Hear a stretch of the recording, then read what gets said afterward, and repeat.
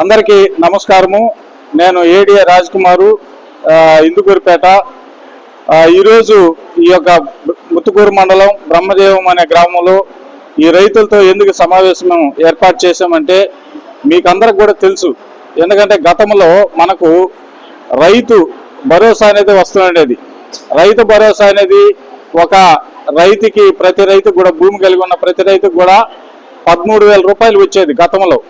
అయితే ఈ యొక్క నూతనమైన ప్రభుత్వం వచ్చిన తర్వాత మనకు దీనిని అన్నదాత సుఖీభవ అనే పేరు మార్చడం జరిగింది. అన్నదాత సుఖీభవ అంటే మీకంతా కొత్తగా ఉండొచ్చు, కాబట్టి అలాగా మీరు డౌట్ పడాల్సిన అవసరం లేదు. ఇది రైతు భరోసానే ఇప్పుడు మనము అన్నదాత సుఖీభవ అని పిలుస్తున్నాం. అయితే గతంలో 13,000 ఇచ్చేవాళ్ళు ప్రతి రైతుకు కూడా, భూమి కలిగి ఉన్న ప్రతి రైతుకి. అయితే ఇప్పుడు ఎంత ఇస్తున్నారు? ఇవ్వబోతున్నారు మీకు 20,000 రూపాయలు ఇవ్వబోతున్నారు. అంటే సెంట్రల్ గవర్నమెంట్ వచ్చి 6,000 రూపాయలు ఇస్తుంది పిఎం కిసాన్ కింద.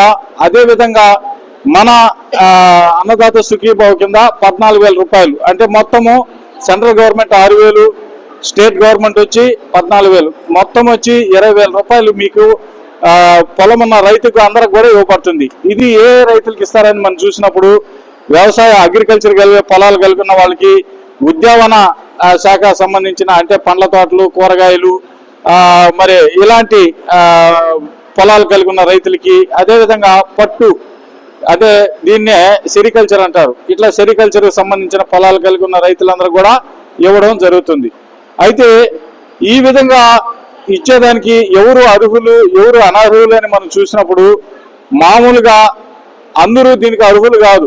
ఎవరంటే ఎవరెవరు అర్హులు కాదంటే మన ప్రజాప్రతినిధులు, ఎమ్మెల్యేలు కానీ, ఎంపీలు కానీ, ఎమ్మెల్సీలు కానీ, అదేవిధంగా జిల్లా పరిషత్ మరి చైర్మన్లు కానీ, మున్సిపల్ చైర్మన్లు కానీ, ఇలాంటి వాళ్ళు కూడా అర్హులు కాదు. ఇంకా మేయర్లు కూడా అర్హులు కాదు. ఇంకా ఎంప్లాయీస్కి వస్తే ఉద్యోగాలు చేస్తున్న వాళ్ళు ఎంప్లాయీస్ కానీ, రిటైర్డ్ అయిన ఎంప్లాయీస్ కూడా, అంటే ఎవరైతే 10,000 కంటే ఎక్కువ ఇన్కమ్ తీసుకుంటున్నారో అటువంటి వాళ్ళు కూడా అర్హులు కాదు.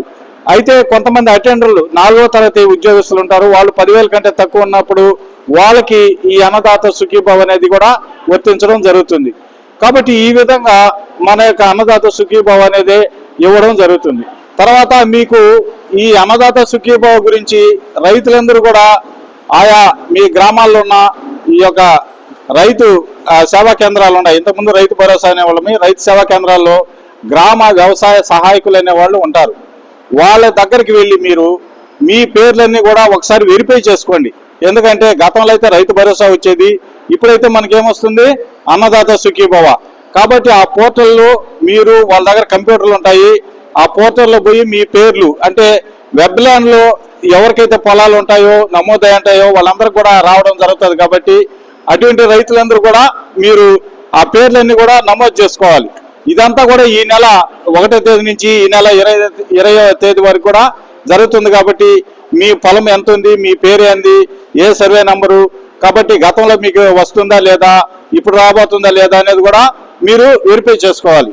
చేసుకున్నప్పుడు మీకు అన్ని కూడా రాబోయే కాలంలో మీకు ఈ అన్నదాత సుఖీభావ అనేది 20,000 కూడా రావడం జరుగుతుంది.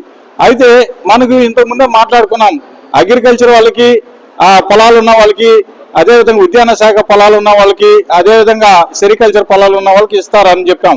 మరి ఏ పంటలు వేసిన వాళ్ళకి రాదంటే అగ్రో ఫారెస్ట్రీ చేస్తుంటారు కొంతమంది, అంటే జామాయిలు వేస్తుంటారు, సరుగుడు మొక్కలు వేస్తుంటారు, అదేవిధంగా ఎర్రసందనం వేస్తూ ఉంటారు. ఇలాంటి రైతులకి రాదు. కాబట్టి అలాంటి వాళ్ళకి కూడా రైతులకి ఈ యొక్క అన్నదాత సుఖీభావ అనేది ఇవ్వబడదు. ప్రస్తుతం ఎవరికైతే రైతులు సొంతంగా పట్టా కలిగి పొలాలు కలిగి ఉన్నారో, అటువంటి వెబ్ ల్యాండ్లో మీ పేర్లు ఉన్నాయో అటువంటి రైతులకు మాత్రమే ప్రస్తుతానికి ఈ అన్నదాత సుఖీభావ, అదేవిధంగా ఈ పేర్లు నమోదు చేసుకున్న వాళ్ళకి ఇవ్వబడతాయి.